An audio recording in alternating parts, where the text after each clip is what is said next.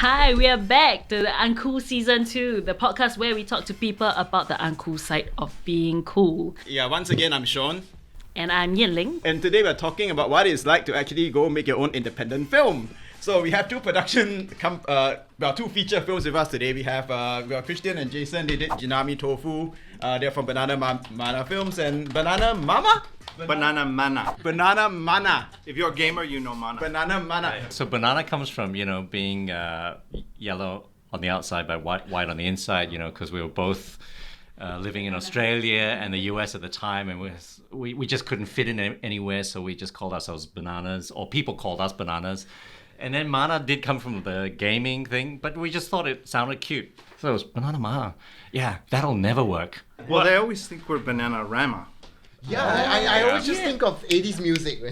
I'll just date myself. Sean and I met in 2000 on the set of Growing Up. Mm-hmm. That was my first acting gig in Singapore. So I actually hailed from California, then New York, and then ended up in Singapore and fell in love with Singapore. So on and off, there was a 3-year gap that I went and studied and lived in Beijing, and then I was going behind the camera, slow process behind the camera.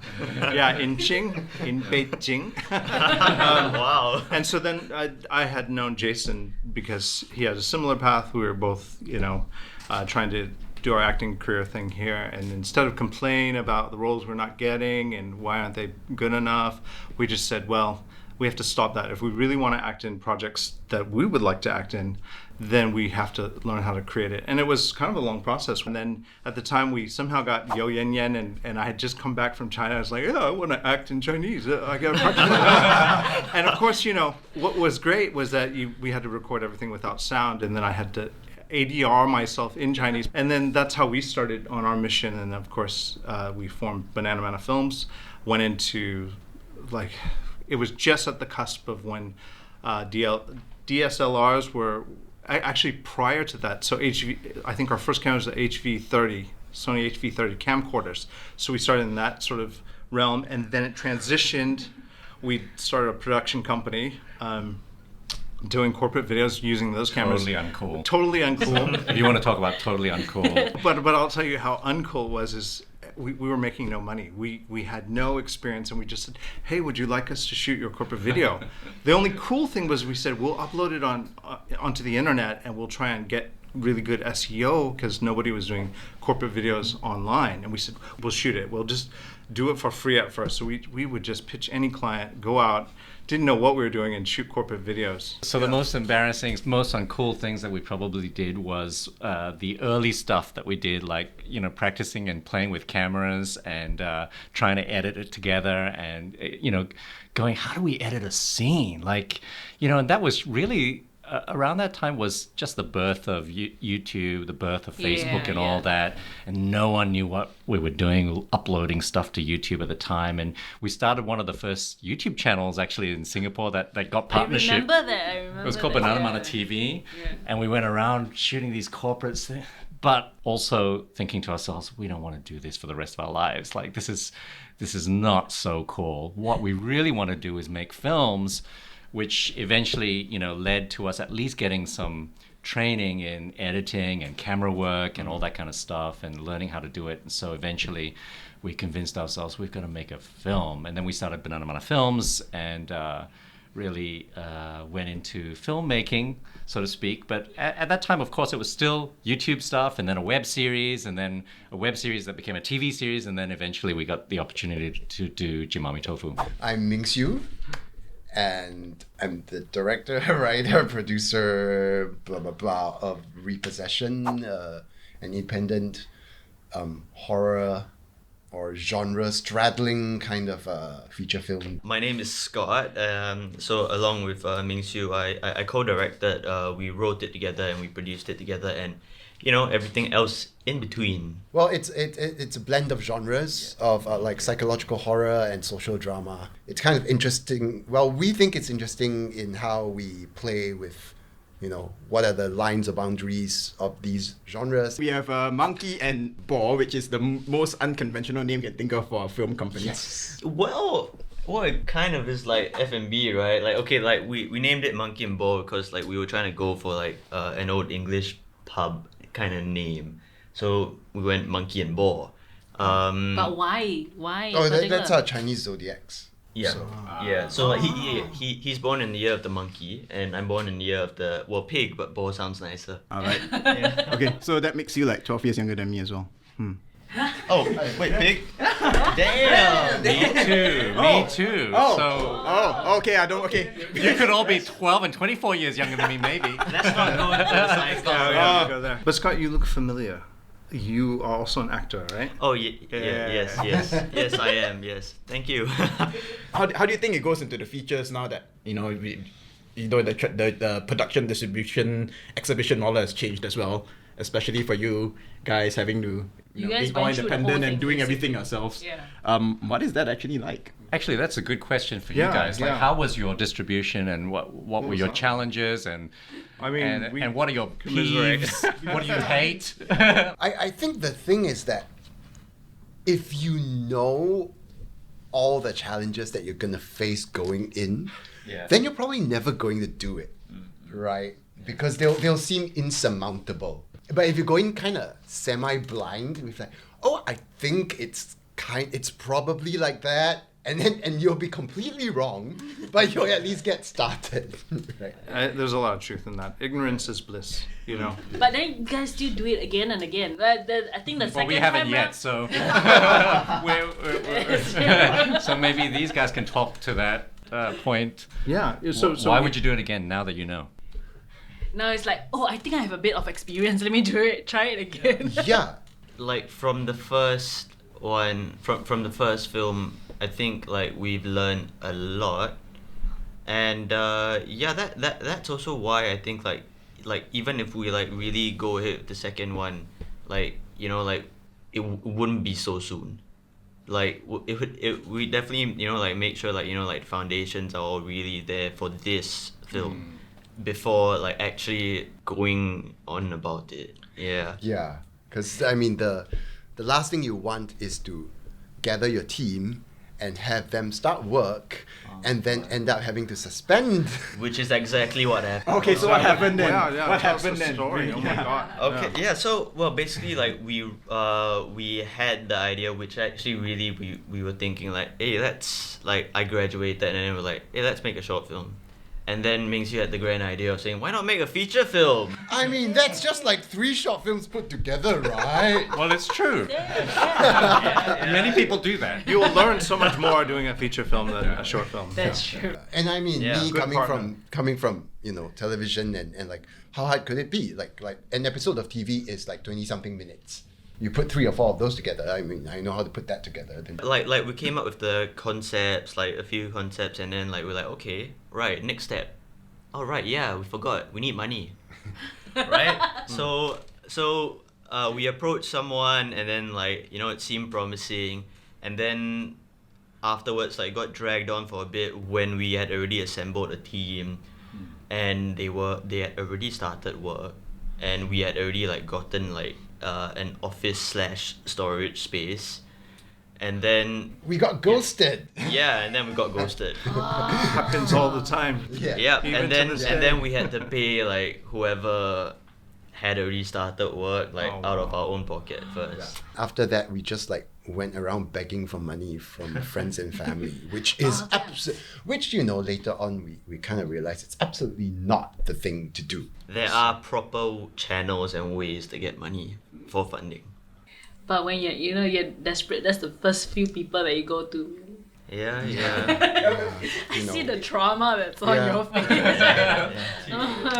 Why do you need retirement funds anyway? It must have been hard, right? I mean, to explain to your like family and your friends, like, oh yeah, I need money to go do this, and they, and how do you even start such a conversation actually? It kind of starts with I have a business proposal. and being absolutely shameless.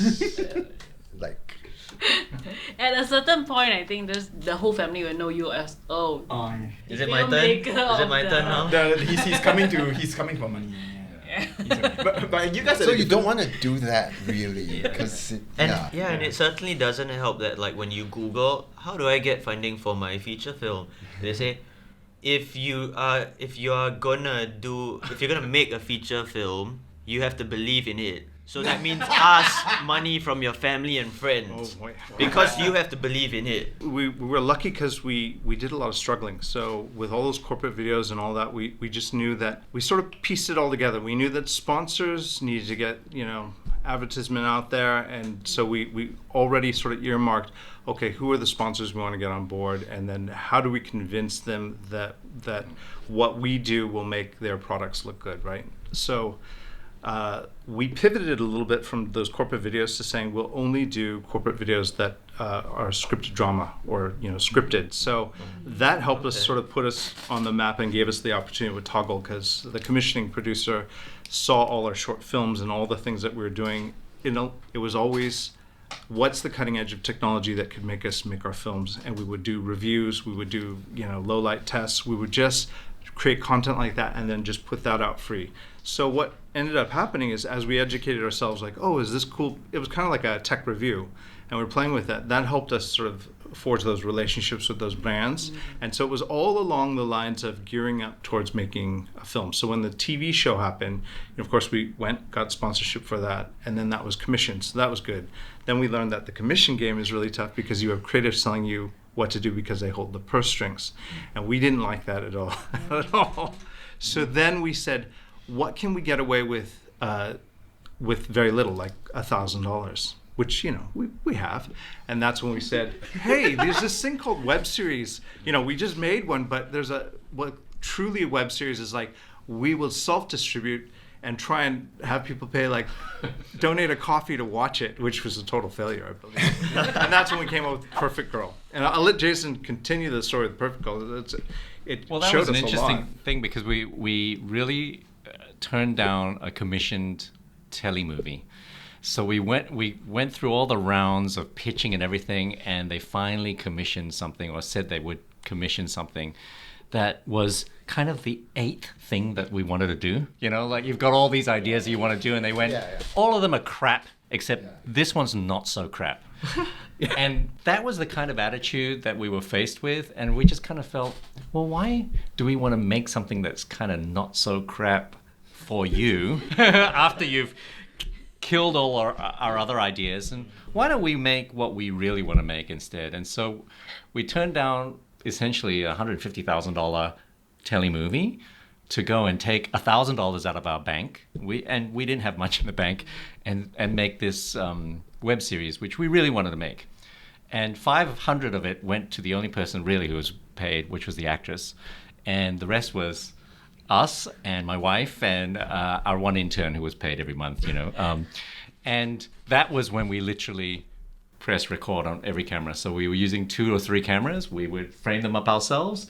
At least the Panasonic had a flip around screen, so we could focus, frame, and press record, and then position the microphone, which is on a stand. And nobody believed us, afterwards. I'm just imagining you pressing like record, then running to the front of the camera and acting, and then running back and pressing on record again. More or less. And then watching the playback. When eventually it won some awards and stuff overseas, and then we got picked up by Netflix, right? We got in the papers because of that, and no one believed us.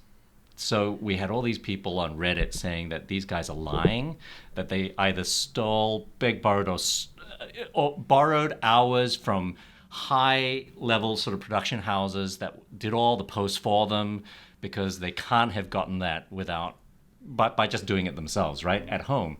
And I think people were just kind of, I guess they didn't want to believe that they could do it at home with a 10-year-old computer, and that's all we had. Like, we literally sat there, and it took us a long time. Like, it was a 3-4 month process, sitting there editing, but we absolutely loved it.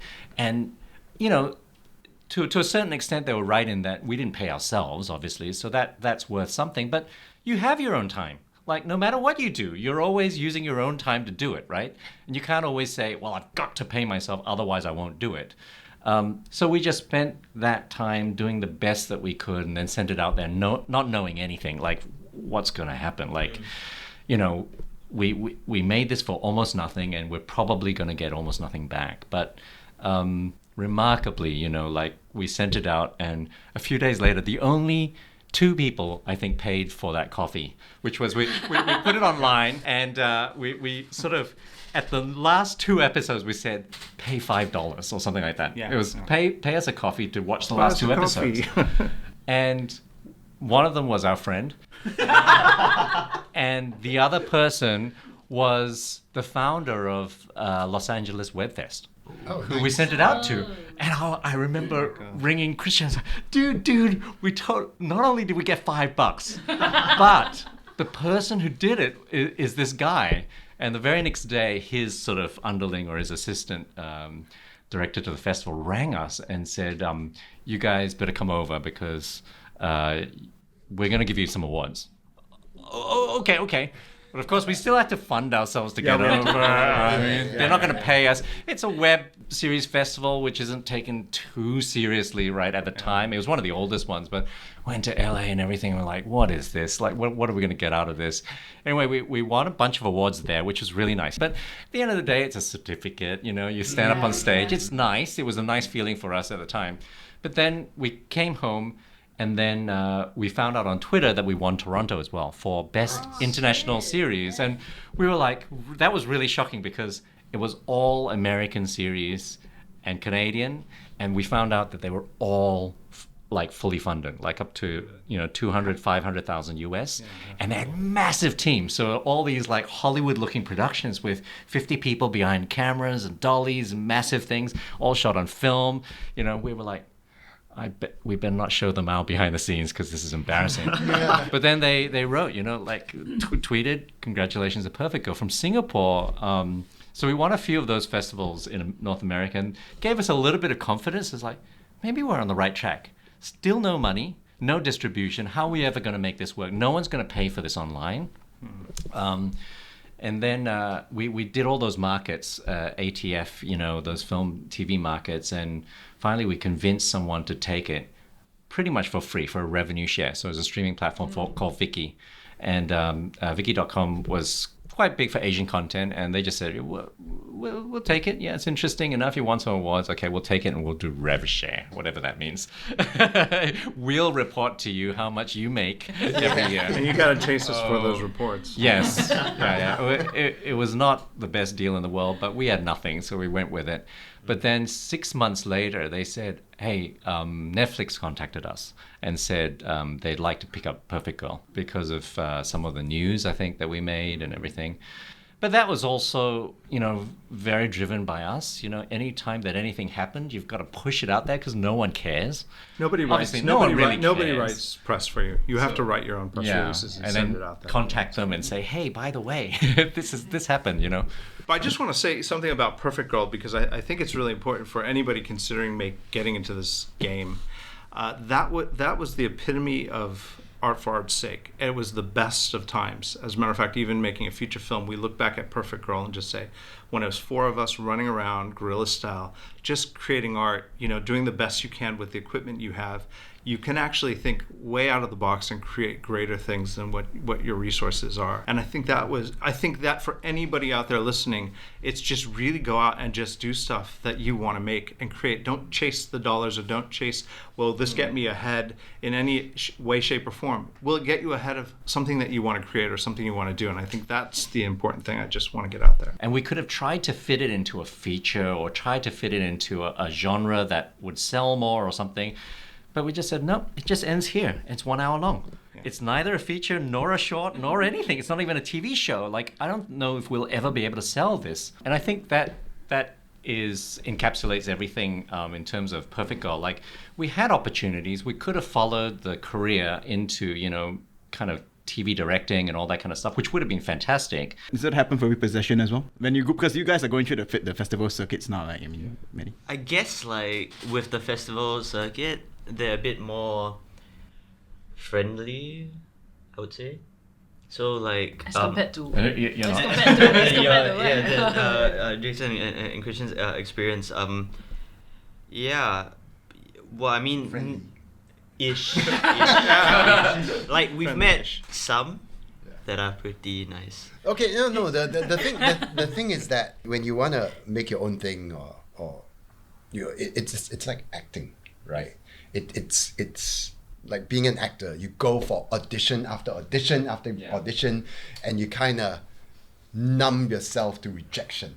That's true. And doing the festival thing is exactly like that. I don't really like the festival. It's just, it was so tough. It's so much money and it's so tough, and you're right. It's painstaking. You guys are like that story is you know, kind of the Facebook of filmmaking, the Mark Zuckerberg of filmmaking, where you guys come out, okay, what do you have? How many pennies do you have, you know? What's the journey like for Repossession? I mean, you said that it was like 4 episodes of TV you put together. Well, it was I mean, it's... But how was your process though? I mean, for that? Because you had a lot more resources than 4 guys running around. And I mean, what Jason said is absolutely true. That they were up against people with like huge teams and resources and that sort of thing.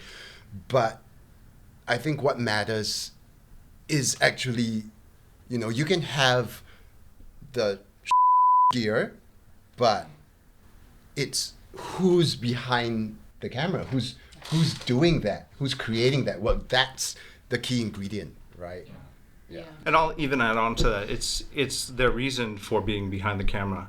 And I think what we learned is this beautiful filtration sort of system, which is, it started out would you do it for free? That's how we made choices. Would you take this commission work, or would you do a web series all on your own? Would you do it for free? And if you say, no, I wouldn't do it for free for the commission work, but I would do it for free for this web series, then you knew you were onto something that you truly wanted to do that would help you with no matter what kind of equipment you had. So we took that one step further and say, would you pay for it? Which you all know you have to. And then it was like, would you pay to make that commission work? Hell no. Would you pay to be a YouTuber? No way. Cranking out videos every week? No way. I wouldn't pay. Yeah. But would you go fly to Japan and go shoot a feature film? Would you pay for that? And eat some of the most wonderful food and absolutely. Sign me up. I'll pay. And we did, like we were knocked back many times by all the prefectures, because we were just begging prefectures for money, right? Just going to all the film offices and saying, hey, so you fund companies to come over and make shorts or make web series or make whatever. And it was a 3-year journey to just keep going when we had nothing. But every year we came back, same people, and say, hey, hi, it's the Banana Mana guys again. They're going to ask for money. They go, can we take a picture? Can we take a picture? Because they have to report that they met so many companies. And okay. They just entertained us for a little bit. But by the 3rd year, the Okinawa prefecture entertained us a little bit more and said, hey, we bring people over, from Southeast Asia to see if they can make something in Okinawa to promote to Southeast Asia, right? Do you want to come? We're like, no way. They're truly asking. Yeah, of course we want to come. And then they invited us by email. We thought it was bogus. But everything was, you're coming in February, right? We're like, no, this can't be true. This can't be true. Like, who are we? They've got the wrong company. Like, they don't know who we aren't or who we are. But the tickets finally arrived, but it was like a week before we even were supposed to. We got tickets. Dude, we're going. Let's go. And we went over, and really they were just doing these little trips, recce trips, to bring people around. And they said, would you do another web series and just focus on Okinawa sights and sounds and encourage people from Singapore to come? And we discovered later that, their prime target that year was Singapore. They wanted people from Singapore lined up, to come and make something for Singaporeans to encourage them to go to Okinawa. And so that was how we, of course, then we wore them down. We did, Yeah. but it shows you though sometimes, if you Persistent. keep begging, always show up. one day it'll match their objectives, and then they.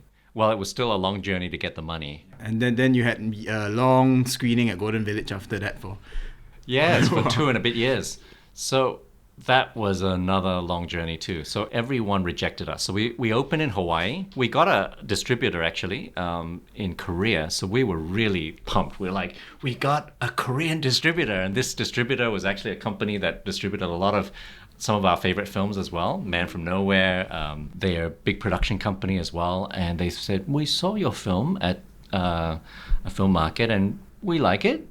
We think we can do something, but we've never distributed anything that's not Korean before. So we don't know. Like our clients may or may not, you know, and there's no one famous in it, you know, so, but she said, I'll try.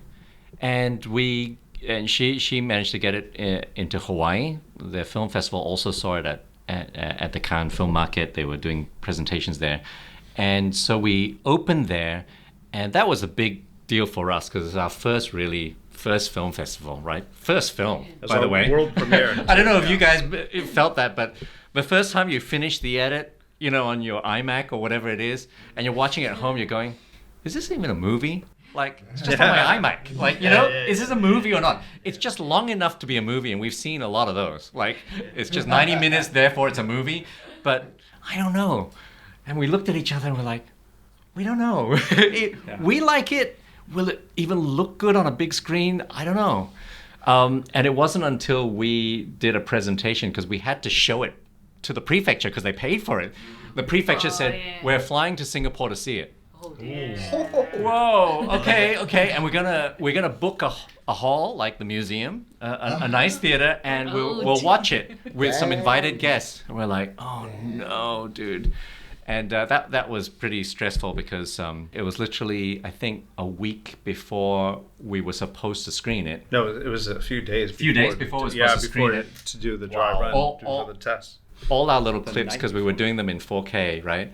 All of them wouldn't output.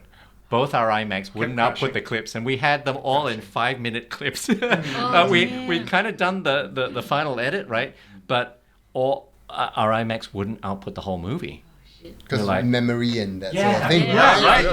It just wouldn't do it. So we're like, we had holy to pull crap. overnighter to So we try had and to solve it. output it all in 5-minute Chunks. or 4-minute clips and piece it all together again and remix all the sound and Yeah, everything 1080. with 3 days to go. So we were like, we didn't sleep for 2 days, and then we finally got it there at the museum. But that was really nice, and maybe you guys can tell your story of the first time you saw it on a big screen, because first time we actually saw it at the museum and they turned it on, we were sitting there by ourselves, you know, in this empty hall, and I kind of got goosebumps. I said to Christian, dude, it's a film. made a like film. it's film. Like it's a big screen and it kind of works. I think it's a film. We made a film. I'm quite curious as well for Repossession, because I think a lot of your screenings you can't be there because of travel restrictions and so on. Right? But what was the first time you screened it? Yeah. Yourself on a big screen. Yeah. It was. You watched it first. Yeah, it was different times. So our first festival was CineQuest in San Jose, California. Right, that was our world premiere, and I mean it's a great festival. It's very well known and Absolutely. and that sort of thing. But on the other hand, you have this perception of what festivals are like, right? But then you don't realize that the festivals that you get your perception from are the hugest in the world. And you know, Sundance and so on. yeah, where you've got all your tons of paparazzi and stars and like that, No right? paparazzi. You didn't have a limo. So you went there and like, So we go there and it's like, and it's perfectly nice. Yeah. But Weather like, was nice. oh, the weather was fantastic. We're talking about the we're weather talking now. about California. It's like, okay, so this is okay, and we've got and because it's also a big festival with hundreds of films, right? It's logistically speaking, they have to pick films to push, Yeah. and from a festival point of view, I'm gonna pick the films that my customer base will respond to, right? Yeah. Which typically means like who's in it, who's done it, Which who's the country. producer, and that sort of thing, which is perfectly legitimate. Like I'm not blaming them for anything, Yeah. right? But that also means that hundreds of other films don't get any promotion. They play, So it's like you're just there to make up the numbers. and Maybe feel like not, it, maybe. but you definitely get buried. yeah, and it's not through anyone's fault per se, right? But so the thing is like you get all pumped up for your world premiere, and you show up in a suit with your actor and things like that, right? And then you see maybe like under 20 people in the theater, because it's also a midnight screening. And honestly, the sound wasn't fantastic in that one. Sorry, say that a bit louder. Like the sound wasn't fantastic in that theater.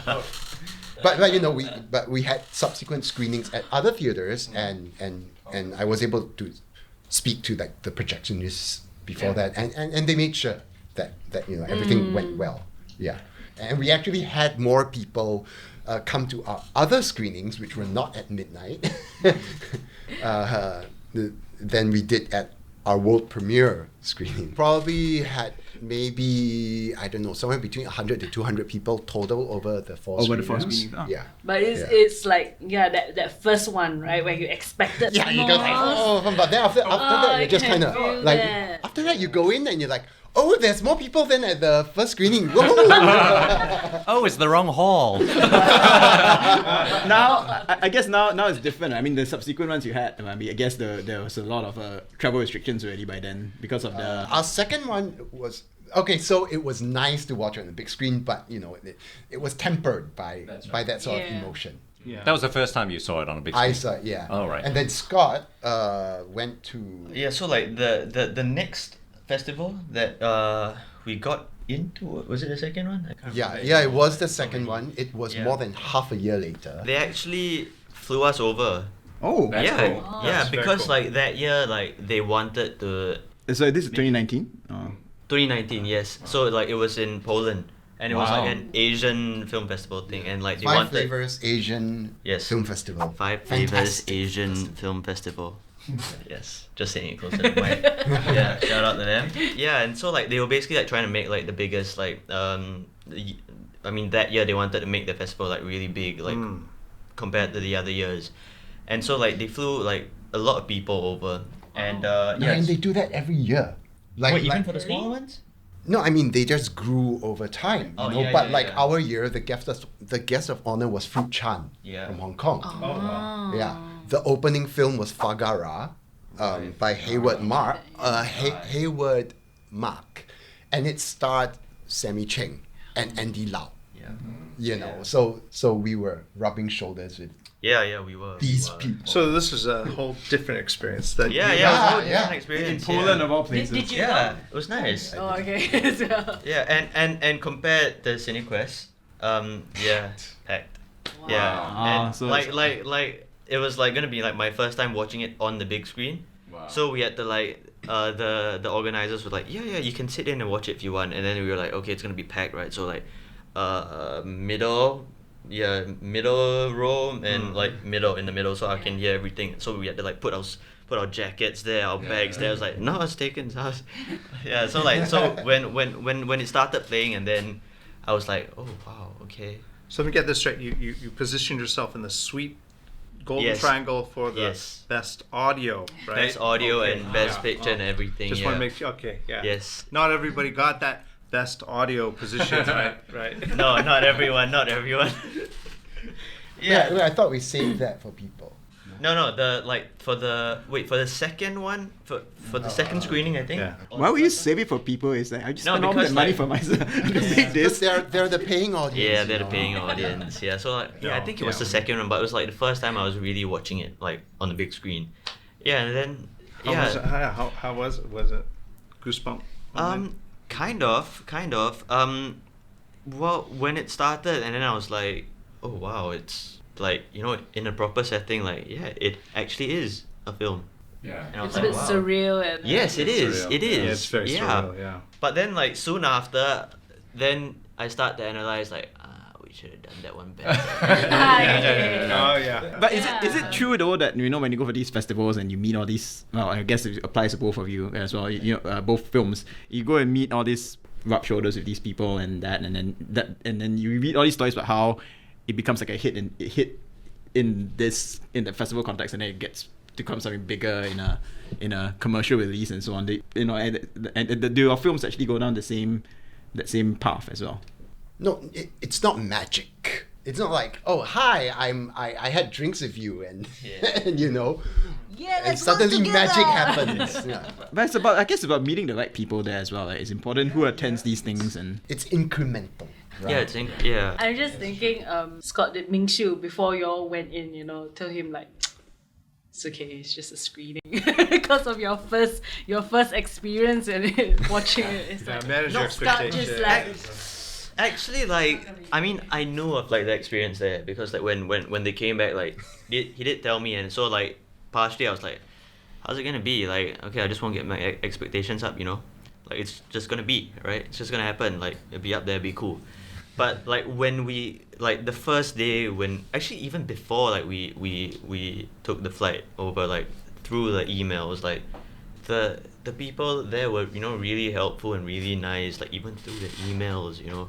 So like when we got there and like we met them, we were like, oh wow, actually like the people there are really like, you know, like happy about this and all that. So like We got picked up at the airport. Like, yeah, we got picked up at the airport. so Ming Siu, how will you liken watching your first feature? Your feature for the first time on the, like you described, and watching your own very first TV show for the first time, because since you came from that TV background, how does that feel differently, or the same?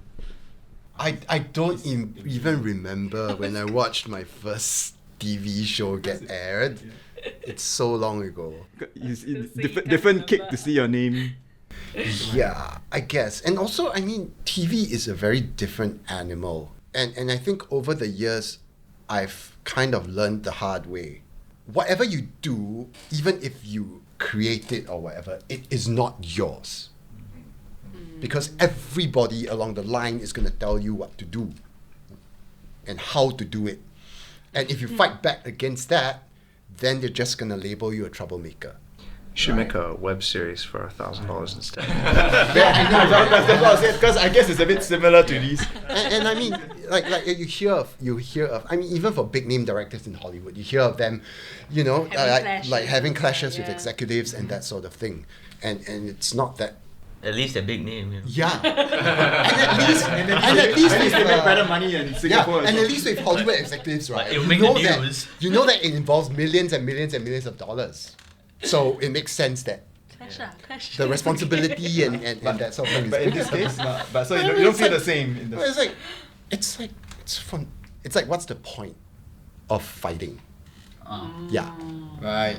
Yeah. So along the way, I basically learned that, oh, you know what? It's fine. Like you have to distance. If you're doing work for hire, you have to distance yourself from the product. It doesn't mean that you don't put effort into it or whatever, but you cannot let yourself feel. You can't be putting your own life on the line. Yeah. You can't let yourself feel for it. It's a safety measure for your own mental health. Yeah. Join us next week as Christian, Jason, Ming Siu, and Scott complete their Uncool stories. From all of us at Uncool, together with the team at the Freelance Creative Exchange podcast, we thank you for listening and wish you all the best for 2022. Happy New Year!